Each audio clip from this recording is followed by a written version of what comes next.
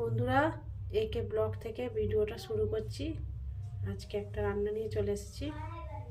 আজকে রান্না হবে দম আলু। এরকমভাবে আলুগুলো কেটে নিয়েছি এরকমভাবে। আর এখানে নিয়ে নিয়েছি মিডিয়াম সাইজ দুটো পেঁয়াজ, একটা বড় টমেটো আর ধনে পাতা কুচি, এখানে আদা রসুন বাটা, এখানে নিয়েছি মটরশুঁটি আর এখানে নিয়েছি কাঁচা লঙ্কা। রসুনটা কম আছে, আদাটা বেশি আছে একটু। কড়া বসিয়ে দিয়েছি গ্যাস জেলে, এবার আলুগুলো ভেজে নেব।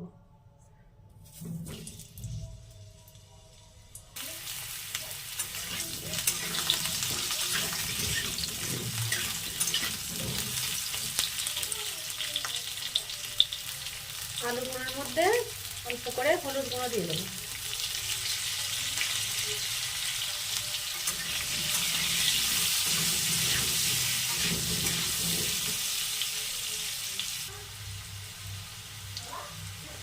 আলুগুলো ভাজা হয়ে গেছে, এবার তুলে নেব।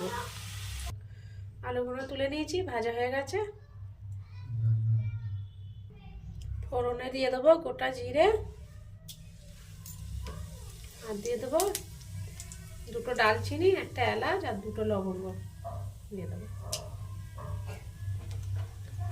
আর দিয়ে দেবো একটা শুকনো লঙ্কা, দুটো তেজপাতা। ফোড়নটা ভালোভাবে ভাজা হয়ে গেছে, এবার আমি পেঁয়াজ কুচিগুলো দিয়ে দেবো।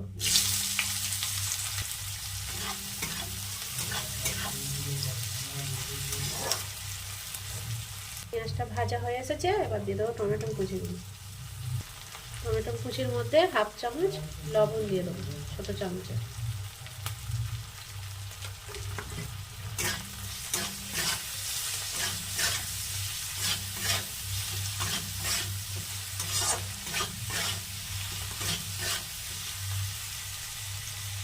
এবার দিয়ে দেবো আদা রসুন বাটাটা দিয়ে দেবো। এটা হাফ চামচ দিচ্ছি, হাফ চামচ আদা রসুন বাটা আছে।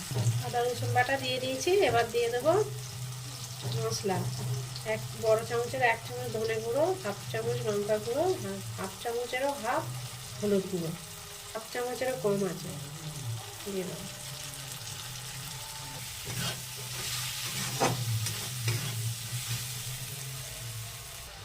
আর দিয়ে দেবো কাঁচা লঙ্কা আর মটরশুঁটিগুলো দিয়ে দেবো।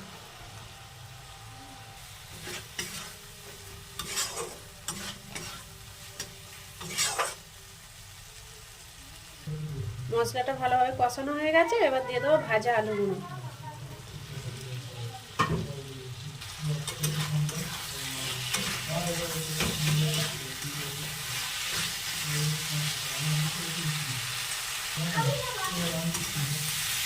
ভালোভাবে কষানো হয়ে গেছে, এবার জল দিয়ে দেবো। এবার জল দিয়ে দিয়েছি, এবার ঢাকা দিয়ে সিদ্ধ করে নেবো। ঢাকা দিয়ে দিয়েছি। দম আলু হয়ে এসেছে, এবার দিয়ে দেবো ভাজা জিরে 1 চামচ ভাজা জিরে দিয়ে দেবো। আর সব শেষে দিয়ে দেবো ধনে পাতা কুচি। বন্ধুরা, ভিডিওটা ভালো লাগলে লাইক সাবস্ক্রাইব করবে। এখানেই শেষ করছি।